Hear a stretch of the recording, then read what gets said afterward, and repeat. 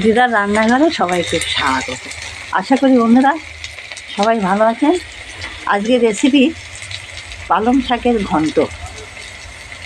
পালং শাকের অনেকগুলো রেসিপি আমি করেছি, কিন্তু পাঠানো হয়েছে কিনা আমি জানি না।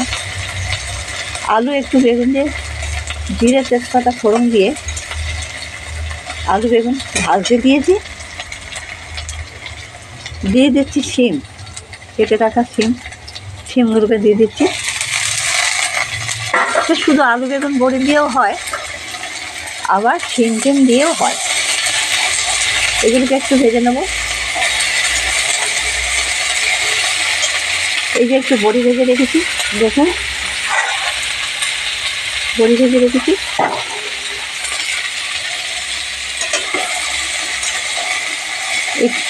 এইগুলো একটু ভালো করে ভেজে নেব।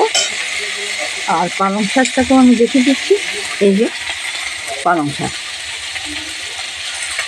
শাকের ঘন্ট হয়, পালং শাকের চচ্চড়ি হয়, পেঁয়াজ দিয়ে চচ্চড়ি হয়, মুগ ডাল ভাজা দিয়ে আমি করেছিলাম, মনে হয় দেখানো হয়নি।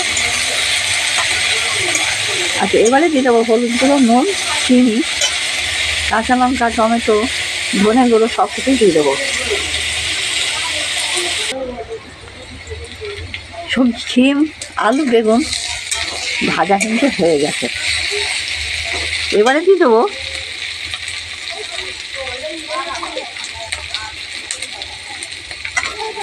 কাঁচা লঙ্কা, টমেটো,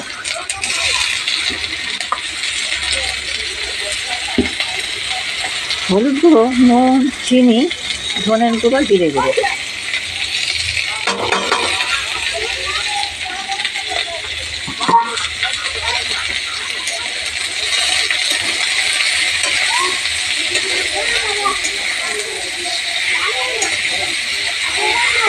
এখানে কাঁচা লঙ্কা আরেকটু দিয়ে দেবো, যেহেতু লঙ্কার গুঁড়ো দেবো না।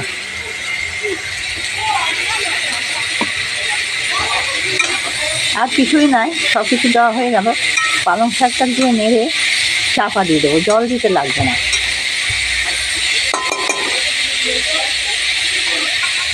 দিয়ে দেবো এই পালং শাকগুলো, আস্তে আস্তে নাড়তেই কমে যাবে। পালং শাকগুলো দিয়ে দিয়েছি, এবারে নাড়তে থাকবো। এবারে ভেজে রাখা বড়িগুলো দিয়ে দিচ্ছি।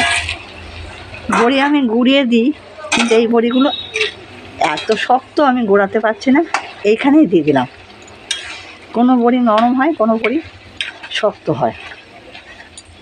এক ঘরে তৈরি করলে বড়ি ভালো হয়, সেসব এখন আর করতে পারি না। কেনা বড়ি তো এক রকম হয়। এইবারে আরও 5-7 মিনিট চাপা দিয়ে রাখবো।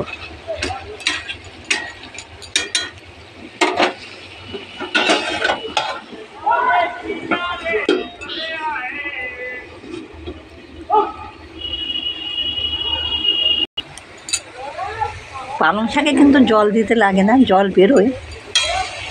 আরও 5 মিনিট গ্যাস কমিয়ে চাপা দিয়ে রাখবো। এই চচ্চড়ি শিম আলু বেগুন দিয়ে আমি করেছি, মূলো দিয়েও একবার করেছিলাম, আবার শুধু আলু বেগুন বড়ি দিয়েও ঘন্ট হয়। বড়িগুলোকে গুঁড়িয়ে ওপর থেকে ছড়িয়ে দিলেও হয়। আজ এইভাবেই করছি, এটাই আমি আপনাদের দেখাচ্ছি। আরও 5 মিনিট চাপা দিয়ে রাখবো।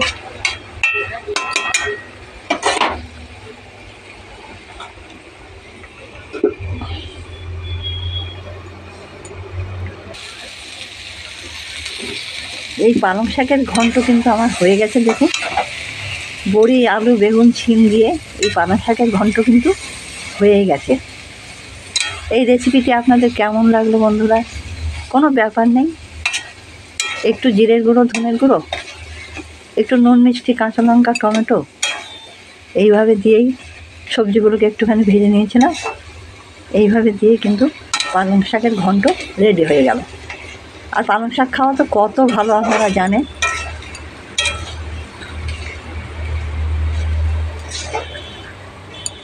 আরও 2-1 মিনিট নাড়তে রেডি হয়ে যাবে পালং শাকের ঘন্ট।